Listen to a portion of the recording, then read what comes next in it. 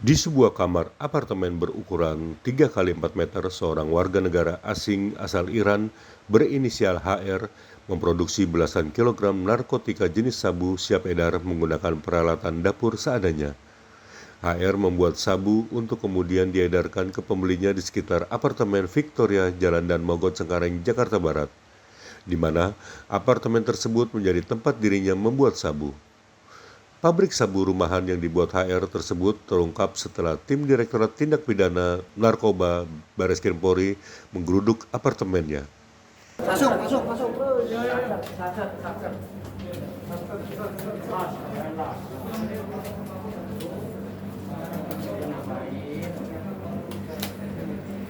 Udah? Ini alat untuk memanaskan, proses memasak. Setelah masak kemudian dibawa ke sini. Dibawa ke sini. Nah, di sini dia disaring. Nah, ini alat untuk disaring. Kemudian setelah disaring, nah ini bahan jadinya udah di sini. Ini bahan jadinya. Gitu ya. Oke, apalagi? Bahan bakunya ada di kamar mandi. Katanya dikeringin di mana, Pak? Oh, di sebelah sini. Sebelah.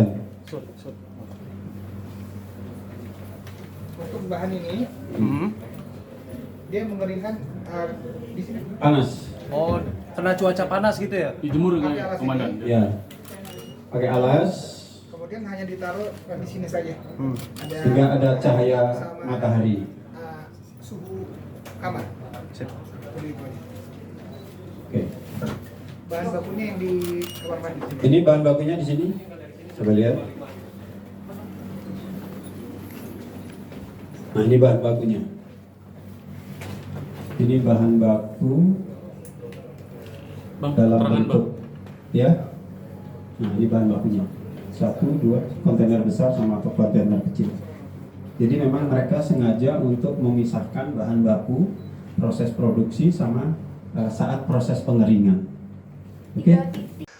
Kasus ini diungkap oleh Wakil Direktur Tindak Pidana Narkoba Bareskrim Polri Kombes Jayadi dalam konferensi pers di apartemen Victoria Residen Cengkareng, Jakarta Barat, Jumat 23 Juni 2023. Menurut Jayadi, Om industri itu disebut pabrik sabu lantaran di dalamnya terdapat sebuah proses produksi mulai dari bahan baku hingga jadi sabu siap edar. Tersangka 2 RP warga negara Indonesia, setelah penangkapan tersangka HR, kami melakukan pendalaman dan melihat secara data komunikasi, ternyata di handphonenya kami melihat ada komunikasi dengan tersangka kedua, tersangka RP. Penangkapan tersangka pertama tanggal 14 Juni, 1 hari sebelumnya, ternyata telah dilakukan transaksi dengan kurir tersangka kedua RP. Dan tersangka kedua RP ini dikendalikan oleh DPO Y warga negara Iran dan DPO Z warga negara Indonesia. Ini yang kita lakukan pengembangan.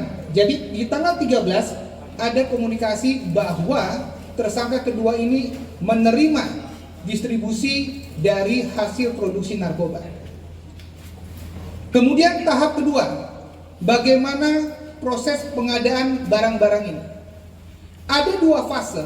Tersangka 1 memperoleh barang-barang tersebut. Terkait dengan bahan baku narkoba yang digunakan oleh tersangka itu mendapatkan langsung oleh DPOX dengan cara diterima di seputaran apartemen ini. Dan bahan-bahan pendukung lainnya seperti kompor, panci, kemudian alat penyaring, gas itu dibeli oleh tersangka HR di seputaran lingkungan apartemen ini. Jadi terkait dengan bahan baku dan bahan pendukung lainnya, prosesnya dilakukan oleh tersangka 1 bersama DPOX.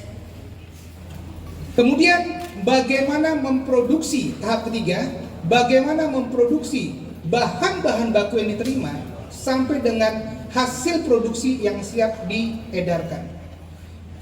Prosesnya hanya dilakukan oleh seorang diri. Dibayangkan hanya satu orang mampu memproduksi narkoba sabu di dalam tempat yang hanya sekitar 3 kali 4 meter. Tidak membutuhkan banyak ruang, tidak membutuhkan banyak orang, tenaga, tetapi dampak rusaknya terhadap generasi bangsa ini sangat luar biasa.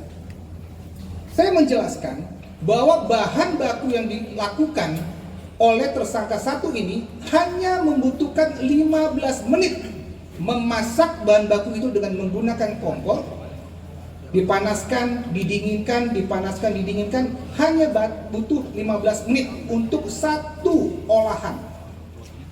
Namun yang agak sedikit lama adalah proses pengeringannya, dianginkan dan selanjutnya dilakukan pemurnian dan penjernihan dengan menggunakan aseton.